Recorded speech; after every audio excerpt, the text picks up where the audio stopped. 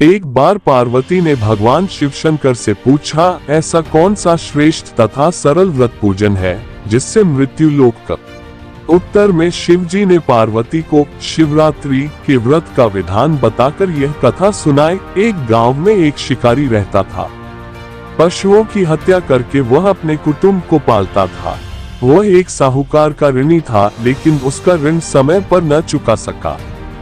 क्रोधवश साहूकार ने शिकारी को शिवमठ में बंदी बना लिया। संयोग से उस दिन शिवरात्रि थी। शिकारी ध्यानमग्न होकर शिव संबंधी धार्मिक बातें सुनता रहा। चतुर्दशी को उसने शिवरात्रि की कथा भी सुनी। संध्या होते ही साहूकार ने उसे अपने पास बुलाया और ऋण चुकाने के विषय में बात की। शिकारी अगले दिन सारा ऋण लौटा देने का वचन देकर बंधन से छूट गया। अपनी दिनचर्या की भांति वह जंगल में शिकार के लिए निकला, लेकिन दिन भर बंदीगृह में रहने के कारण भूख प्यास से व्याकुल था। शिकार करने के लिए वह एक तालाब के किनारे बेल वृक्ष पर पड़ाव बनाने लगा। बेल वृक्ष के नीचे शिवलिंग था जो बिल्वपत्रों से ढका हुआ था। शिकारी को उसका पता न चला।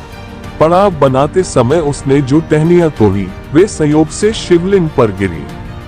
इस प्रकार दिन भर भूखे प्यासे शिकारी का व्रत भी हो गया और शिवलिंग पर बेलपत्र भी चढ़ गए। एक पहर रात्रि बीत जाने पर एक गर्भिणी मृगी तालाब पर पानी पीने पहुंची। शिकारी ने धनुष पर तीर चढ़ाकर ज्यों ही प्रत्यंचा खींची, मृगी बोली, मैं गर्भिणी हूँ, शीघ्र ही प्रसव करूंगी। तुम एक साथ दो जीवों की हत्या करोगे, जो ठीक नहीं है। मैं अपने बच्चे को जन्म देकर शीघ्र ही तुम्हारे सामने प्रस्तुत हो जाऊंगी, तब तुम मुझे मार लेना। शिकारी ने प्रत्यंचा ढीली कर दी और मृगी झाड़ियों में लुप्त हो गई। कुछ ही देर बाद एक और मृगी उधर से निकली। शिकारी की प्रसन्नता का ठिकाना न रहा। समीप आने पर उसने धनुष पर बाण चढ़ाया। तब उसे देख मृगी ने विनम्रता पूर्वक निवेदन किया, हे पार्वती, मैं थोड़ी देर पहले ही ऋतु से निवृत्त हुई हूँ। कामातुर विरहिणी हूँ। अपने प्रिय की खोज में भटक रही हूँ। मैं अपने पति से मिलकर शीघ्र ही तुम्हारे पास आ जाऊंगी। शिकारी ने उसे भी जाने दिया। 2 बार शिकार को खोकर उसका माथा ठनका। वह चिंता में पड़ गया। रात्रि का आखिरी पहर बीत रहा था। तभी एक अन्य मृगी अपने बच्चों के साथ उधर से निकली। शिकारी के लिए ये स्वर्णिम अवसर था। उसने धनुष पर तीर चढ़ाने में देर न लगाई। वह तीर छोड़ने ही वाला था कि मृगी बोली, हे पार्वती, मैं इन बच्चों को पिता के हवाले करके लौट आऊंगी। इस समय मुझे मत मार। शिकारी हंसा और बोला, सामने आए शिकार को छोड़ दूं, मैं ऐसा मूर्ख नहीं। इससे पहले मैं 2 बार अपना शिकार खो चुका हूँ। मेरे बच्चे भूख प्यास से तड़प रहे होंगे।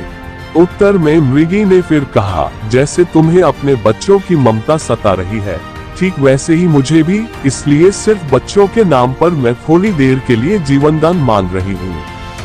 हे पार्वती, मेरा विश्वास कर, मैं इन्हें इनके पिता के पास छोड़कर तुरंत लौटने की प्रतिज्ञा करती हूँ। मृगी का दीन स्वर सुनकर शिकारी को उस पर दया आ गई। उसने उस मृगी को भी जाने दिया। शिकार के अभाव में बेल वृक्ष पर बैठा शिकारी बेलपत्र तोड़ तोड़कर नीचे फेंकता जा रहा था। पौ फटने को हुई तो एक हष्टपुष्ट मृग उसी रास्ते पर आया। शिकारी ने सोच लिया कि इसका शिकार वह अवश्य करेगा।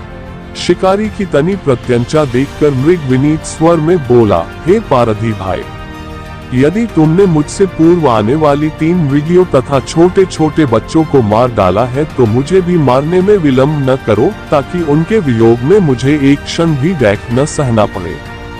मैं उन मृगियों का पति हूँ। यदि तुमने उन्हें जीवनदान दिया है तो मुझे भी कुछ क्षण जीवनदान देने की कृपा करो। मैं उनसे मिलकर तुम्हारे सामने उपस्थित हो जाऊंगा। मृग की बात सुनते ही शिकारी के सामने पूरी रात का घटना चक्र घूम गया।